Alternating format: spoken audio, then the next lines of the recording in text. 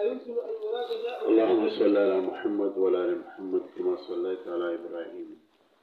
وعلى ال ابراهيم انك حميد مجيد.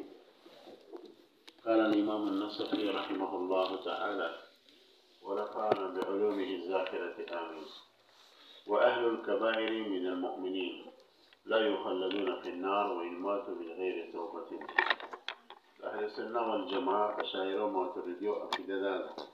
شكم کس مرتکب د کبیرې شي او بغیر د توبې نه مړ شي نو دی خو دې د مؤمنانو نو دی به مخلد فی النار نه همیشه به جهنم کې وي. وان مات من غیر توبه اگر خو دې غیر د توبې نه مړ شي توبې نه ایستي بلکې عین د ګناه په حالت کې مړ شي د سرقې په حالت کې مړ شي شرک په حالت کې مړ شي نو بیا هم کافر نه دی او که دی حلاله ګڼلي بیا ځان نه خبره ده خو چې دا حرامه ګڼي یری سره کوي او مړ شل دی بیا مؤمن فاسق دی به د خپلې ګناه سزا سکي او د هغې نه چې پاک شي نو بیا به د جهنم نه راوځي. لقوله تعالی ذکر الله تعالی فرمایي اعوذ بالله من الشیطان الرجیم فمن یعمل مثقال ذرة چا چې عمل وکړو مثقال ذرة د ذرې د وزن برابر خیرا د خیر یره د هغې انجام به ویني یعنی د هغې هغه ثواب ورته ملاویږي او ونفس الإيمان عمل خير من نفس إيمان عمل خير ده عمل خير يعني نفس إيمان أغا جزاء أو ثواب بدل ملاوي وزدا لا يمكن أن يرى جزاءه قبل دخول النار ثم يدخل النار ده نه ممکنه چې دې مرشو او د دې خیر يعني د ایمان هغه جزاء دې عمومي په دې طریقې سره چې الله پاک جنت ته داخل کیا او چې د ایمان جزاء عموم ته داخله پس جهنم ته داخل کی ځکه دا خلاف ته اجمال ولی جنت ته چې یو بیره یو انسان داخل شي دوباره ته الله پاک هغه راوباسي دا الله د غیرت هم خلاف پیش ما بگن نو لا يمكن ان يرى جزاءه قبل دخول النار جهنم د دخول نه مخکې چې د جنت په صورت کې جزاء عمومي او بیا د جنت د روزي ثم يدخل النار بیا نار ته داخل کړي شي دا څه نشي کېږي لانه باطل بالاجماع ځکه دا نظریه باطله بالاجماع. فتعين الخروج من النار نتیجه دا شوه چې دې کومه ګناه وکړي مثلا بغیر د توبې نه مرتکب د کبیرې مړ شو نو دا ګناه سزا به دې په جهنم کې عمومي نو چې کله دا ګناه نه پاک شي نو بیا به همیشه دپاره جنت ته د ایمان په وجه داخل شي. نو فتعین الخروج من النار ولقوله تعالی بل ځای کې الله تعالی فرمایي وعد الله المؤمنین والمؤمنات جنات چې الله پاک وعده کړې ده د مؤمنانو سره او ښځو سره د جنتونو. اوس دا مؤمن اگر چې فاسق دی خو بیا مؤمن خو دی کنه او الله ورسره د جنت وعده کړی دی دا به عمومي خامخا اگر چې دی به خپله سزا عمومي په جهنم کې او بیا به د جنت ته راشي الله پاک په خپله وعده کې رښتونی دی. چلو وقوله تعالی ان الذين آمنوا وعملوا الصالحات كانت لهم جنات الفردوس نزلا بېشکه هغه کسان چې ایمان یې راوړی دی او نیک عمل کوي د دې دپاره جنتونه دي او دا جنات الفردوس دي نزلن په اعتبار د مېلمستیا سره. نو وعملوا الصالحات ان الذين آمنوا چې ایمان یې راوړي نو بس چې ایمان یې راوړي دي دپاره جنات الفردوسي خو دا په اخره کې که په اول کې الى غیر ذلك من النصوص دا رنګ نور نصوص الدالة چې هغه دلالت کوي په دې خبره چې علی کون المؤمن من اهل الجنه چې مؤمن به د اهل جنت نه نه مع جنت نه وي مع ما سبق من الادله القاطعه سره دین چې مخکې ادله قاطعه تیر شوي دي په دې خبره باندې چې ان العبد لا يخرج بالمعصيه من الايمان چې بنده د معصیت په وجه د ایمان نه نوځي زیات نه زیات مؤمن فاسق وي. وايضا الخلود في النار من اعظم العقوبات بل دا چې یو کس مؤمن دی مسلمان دی او بغیر د توبې نه مړ شو او د دې مخلد فی النار ګڼي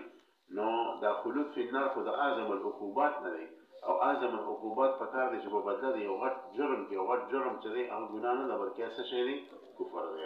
وقد جعل جزاء للكفر او ګرځولی شوی دی دا اعظم العقوبات جزا دپاره د کفر الذي هو اعظم الجنایات چې دا اعظم الجنایات دی. ولو جوزي به غیر الكافر وچرې بغیر د کافر نه یو کس له دا د تخلید فی النار والا سزا ورکړي شي لکان زیادة على قدر الجنایه دا به زیادت وي په قدر دغه ګناه سره ولا یکونو عدلا دا به د الله نه عدل نشي والله عادل بادشاه وي. خبر أواني بيش بكنا شلو. وذهبت المعتزلة إلى أن من أدخل النار فهو خالد فيها لأنه إما كافر أو صاحب كبيرة مات بلا توبة، إذ المعصوم والتائب وصاحب الصغيرة إذا اجتنب الكبائر ليسوا من أهل النار على ما دوز المعتزلة قال ولي شروع وي وذهبت المعتزلة ذهاب كلني إلى أن من أدخل النار شيء في رسل جهنم تور داخل شو هو خالد فيها ليبا من شب جهنم كي لأنه إما كافر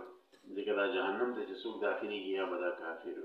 أو صاحب كبيرة يا بدا مرتكب كبيري مات بلا توبة جب غير توبين مبريا إذ المعصوم والطائب وصاحب الصغيرة إذا اجتنب الكبائر ليس من أهل النار ذكر یو کس معصوم دی نه د سره ګناه نه شوی یا یو کس ته د مرتکب د کبیره د خدا ګناه نه توبه ایستله یا یو کس ته چې وړه ګناه یې کړې د غټه ګناه یې استنا شوی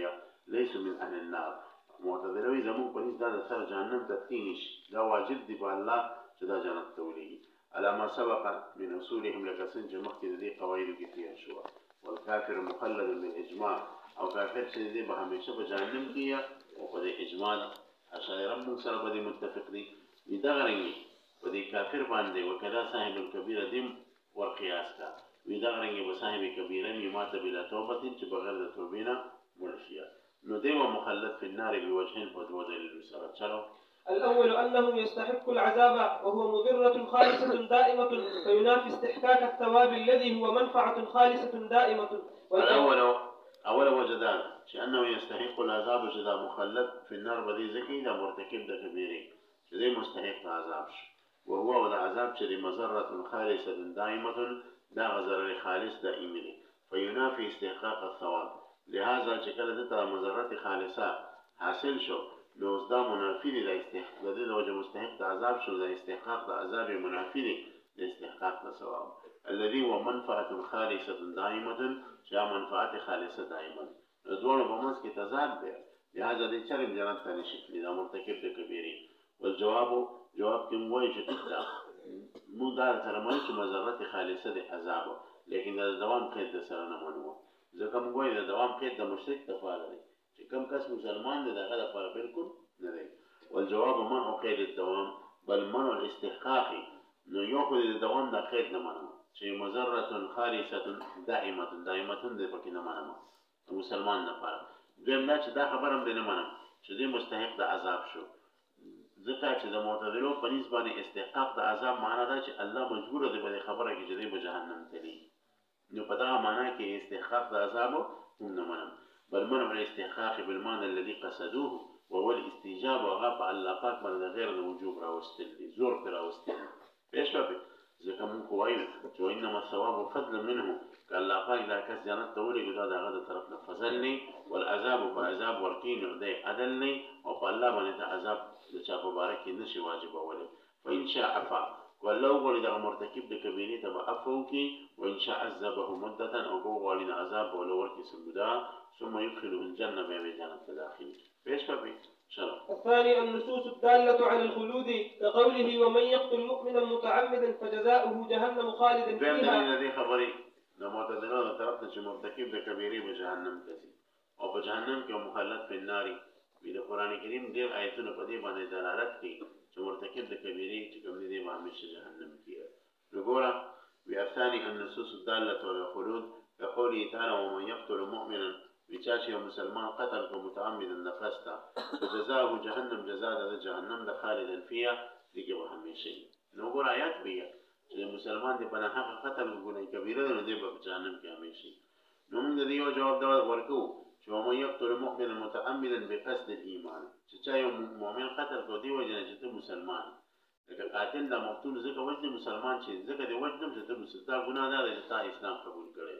نو چې کله قاتل په دین اتبانی یو مسلمان وجه دا قاتل مسلمان پاتې کیږي یو کافر یا یو کس ته وجه په دې ځکه دی وجه ته مسلمان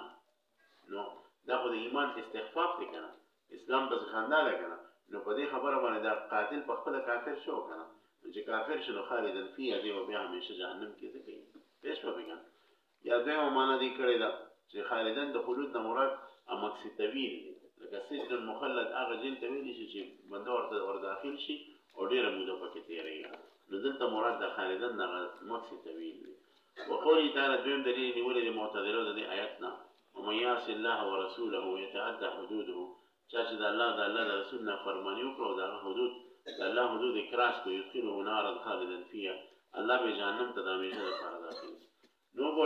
څوک د الله د الله د رسولنا فرمانی کوي نو خدا مرتکب د کبیره دی بیا هم الله پاک وایي چې به مش جهنم کې نو دې جوابدار دی چې ټیک دی یو کس د الله او د الله د رسولنا فرمانی وکړي او ورپسې دی وایي يتعدى حدود د الله تعالی تمام حدود کراس کې نه شرک ارتکاب وکړي نو دا آیت اصل کې د مرتکب د کبیره په اړه کې نه دی بلکې د کافر په اړه کې دی او ځکه الله وایي چې يدخله نارا خالدا فيها پېښه وکړي آیات هم جواب چې دا خالدن مراد هغه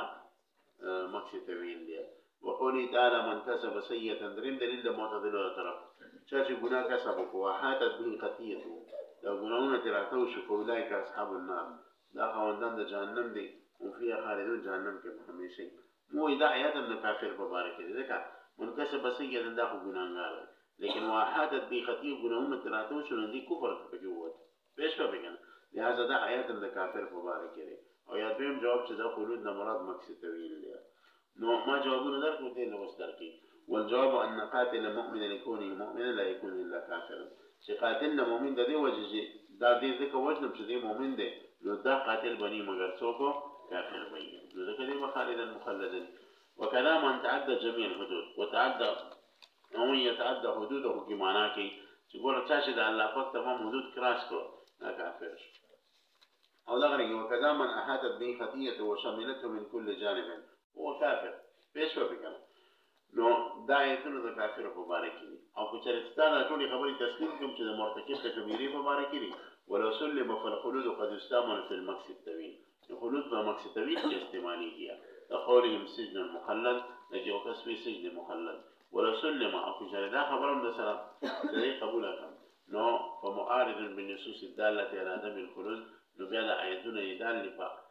دا معارض دي د هغه نصوص سره چې دارات کې په عدم خلود باندې نو دغه به استدلال نه کوو پېښ وکړي بلکې اجماع د مسلمانانو د ولار شو نه وي چې مرتکب د کبیره به مخلد فی النار نه یو خبره باندې پېښ وي چلو والإيمان في اللغة التصديق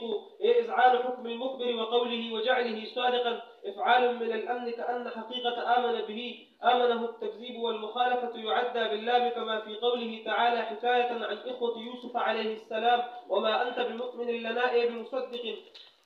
وبالباء كما في قوله عليه السلام الإيمان أن تؤمن بالله الحديث تصدق وليست حقيقة التصديق أن تقع في القلب نسبة الصدق إلى الخبر بسم الله الرحمن الرحيم والإيمان دينا الإيمان تفصيلات شروكي